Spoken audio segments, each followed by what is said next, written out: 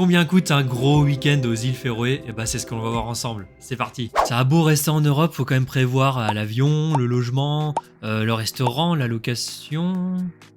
Ah oui, ça reste en Europe. Les îles Féroé, vous voyez? Bah oui, ces petites îles danoises là, juste sous la Norvège là, avec des paysages de cartes postales, des maisons en toit d'herbe et des spots complètement dingues.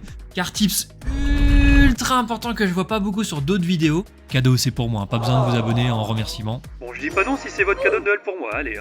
On a une chance incroyable en France. Tous les lundis, mercredis et vendredis, vol direct de Charles de Gaulle jusqu'aux îles Féroé, 2h30 de voyage, direct. Et ça coûte entre 200 et 300 euros par personne, bah selon bagage et assurance. Non mais attendez, je mets moins de temps pour aller aux îles Féroé que pour faire l'île Marseille, ça n'a aucun sens. Une fois sur place, les logements. Si vous voulez du cottage stylé, genre Cottage by the Sea, The View ou les Mulafos... Bah bref, les cottages trop beaux, mais comptez 600 euros le week-end, donc 300 euros par personne.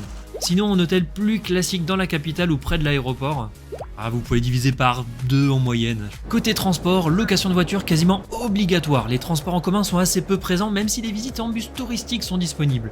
De notre côté, on a pris un petit Volkswagen T-Cross. 300 euros le week-end, donc environ 150 euros par personne, de quoi faire justement les randonnées, les points d'intérêt à notre guise. Et justement, en parlant de points d'intérêt et de randonnées, aux îles Féroé, beaucoup de chemins sont sur des terrains privés, donc parfois c'est payant. Le Witchfinger Trail par exemple, c'est gratuit. Le fameux lac au bord de l'océan, environ 50 euros pour 2. L'île iconique de Mykonos, ferry plus guide obligatoire, 81 à 90 euros par personne. Donc regardez bien en avance et renseignez-vous si vous voulez faire des randonnées, des balades, parce que c'est des terrains privés et ça ne coûte pas forcément rien du tout. La bouffe maintenant. Le midi, pique-nique, simple. 20 euros par jour, donc environ 25 euros par personne pour le week-end.